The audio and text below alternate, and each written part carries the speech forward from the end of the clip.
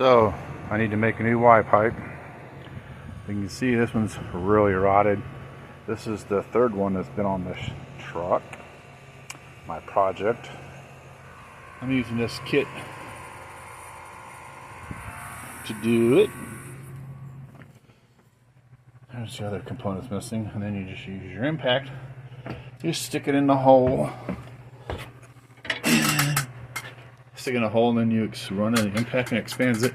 As you can see, I don't know if you can tell right here, but this is the area that is expanding. I don't need any more than that. You could stick that farther down, but with stainless steel, it only does about half at a time. Well, if you put the whole thing in there, it doesn't do it very quickly. So it's quicker to do half, stick it in, and do the back half. And if you wanted, you could keep on sticking it. But I had to start with this one in order to get it to this size to put this one in.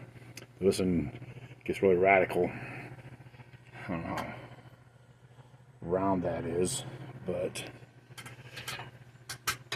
that one fits in there, so I'll run it a couple times to even it out, and then I'll pull it out and start working half at a time. And then once I get it flared enough, then I'll stick it in my press over there, and then I'll flatten it on the one end so I can put two pipes in it. I'm shooting for 2 1/4 pipes, 2 of them to go into that hole.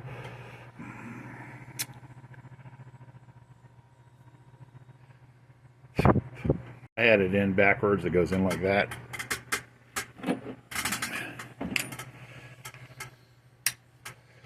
And then you take your impact, stick it on there, and get noisy.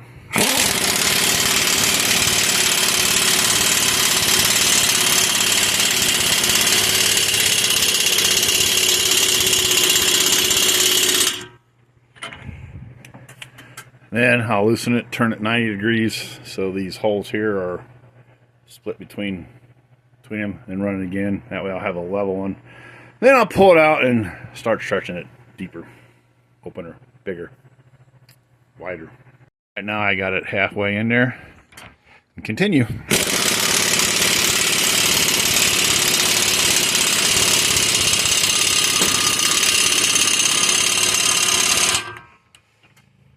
So as you can see, if you look right here, you can see the difference between here and there.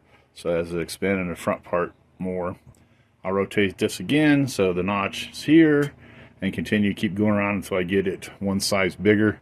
And then I'll pull it out, loosen it up, push it all the way in, and then do the same thing from here to here. And once those are all done, I keep repeating the process until I get it where I want it.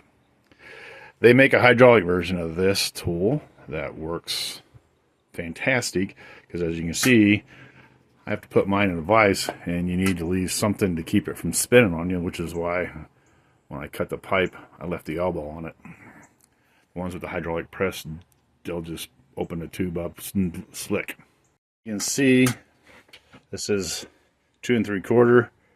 Now here's 3 1/4. So I've actually increased the diameter a 1/2 inch.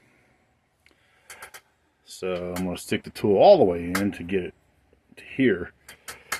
Then what's this nice about this kit is you have the next adapter that'll go in there, and you can just keep expanding. But as you can see, I got a little bit more to go before I got a 1/16 inch to go before that tool, before that one will fit the hole. Make sure I showed you that and didn't just show you a picture of the floor. So yeah, it's about the same size as that is right now.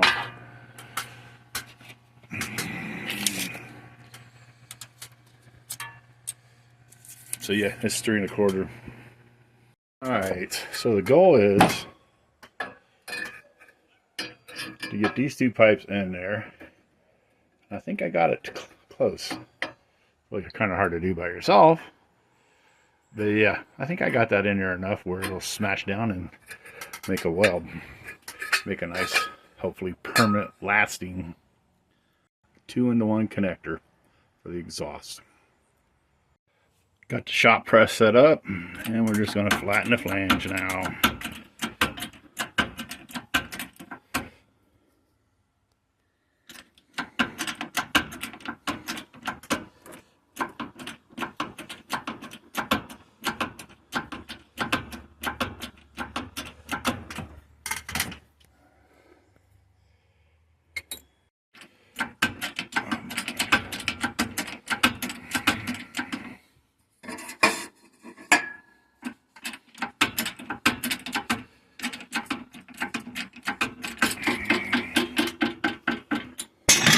Out. Gotta watch your toes. So as you can see, it doesn't bend it very well, so it'll take some working with a hammer and dolly to get it to fit correctly. As you can see, I got a big gap right there. It'll need to be hammered down.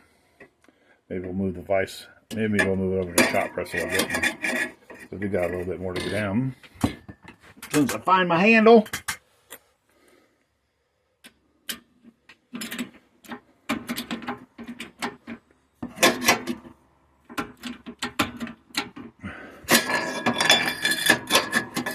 So yeah, it'll take a little bit of working with a hammer, but that's basic principle. Well, as you can see, I got both my pipes in there. I did have to pie cut this one a little bit, but once I got them in there, I smacked them down. So that'll be satisfactory, because when I go to weld it up, although there's no gap from here up, so I have to worry about filling a gap inside the pipe. One side will come in at a 90 and the other one will be straight through. All I got to do is cut this off right here so it's straight. Again, I had to leave the elbow on it in order to use that to expand it, using that to move the nut. That took almost an hour to expand it from 2 3/4 to 3 1/4 outside diameter. So this is the piece I was after.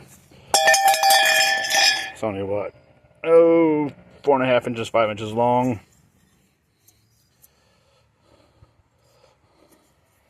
I will need to use my tool and put it in there and make that an oval again, because I smashed it when I bent it. Then I wonder if I push that in a vise like that and my shop press and press it down, it'll get it closer. Because as the way it looks, my tool won't go in there because it's too oblong shaped. $240 at Summit for 3 90-degree bends, 1 60-degree bend. That one was 48 bucks. 2 V-band clamps, 1 flex coupler, and my homemade piece should be enough to finish my Y pipe, hopefully. And since it's stainless steel, make sure to weld with stainless steel wire. Or in my case, I'm going to stick weld it with stainless steel. I already had a 45-degree piece, which is the back one. So basically, I got to take and cut that off there, weld that in there, and put my pipe on. That weld will just be conventional MIG wire, because the header is not stainless steel. I don't understand why the header still looks okay for being on a car since '96, but yet I keep getting Y pipes ate up. So I'll either be using the 60-degree or the 45-degree angle. Come down here, out the back. The factory exhaust went above the cross member. That's not factory. But my floor height is going to be 2 inches closer to the exhaust than factory. So I may put a loop in the transmission cross member to come up like that in order to clear my exhaust. As you can see, my exhaust is underneath there. It won't fit between that piece and that piece unless I drastically modify the exhaust or that piece. But if the exhaust goes under it, I have to modify that piece, the cross member. Anyway, Got the right side finished. I just got to weld the V-band there with some stainless steel. Use regular MIG here because that is regular steel. Note, when welding rusty exhaust pipe, don't try to make a continuous weld because you will burn a hole in it. Just got to do the back side once I get the car in the air and do the other side at the same time. Cool. Time to work on the driver's side. Cut.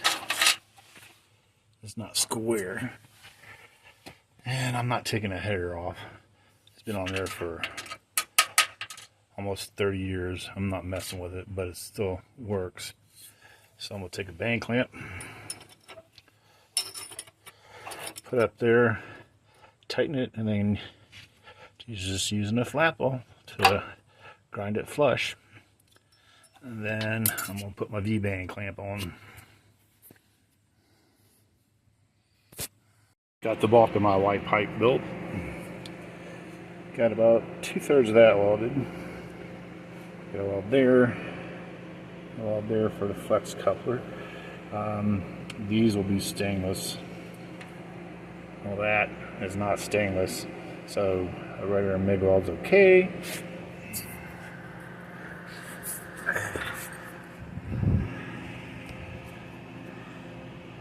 There's the bottom, there's the flex coupler, and the two pipes join over there. As you can see, it's just below the frame, maybe an inch, but I need that to clear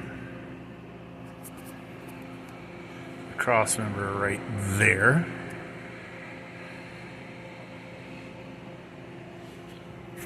No, I'll go to the other side. Shoot. So that's what the Y pipe will look like.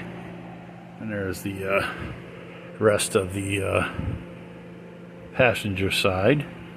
I just gotta put that on there. I am too tired tonight. I tacked it together. Again, that was welded with simple MIG wire. This will all be welded with stainless. And then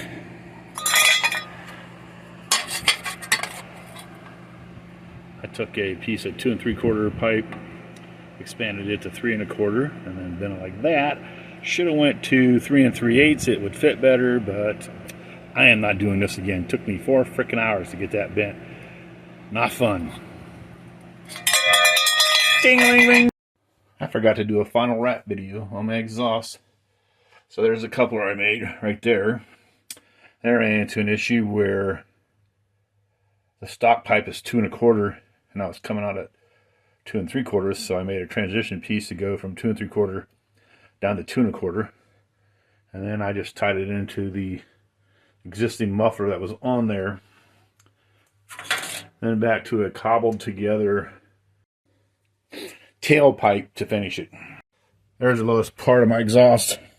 It's 6 inches off the ground. That's as close as it will ever get. Since I already loaded the suspension, max as it'll go.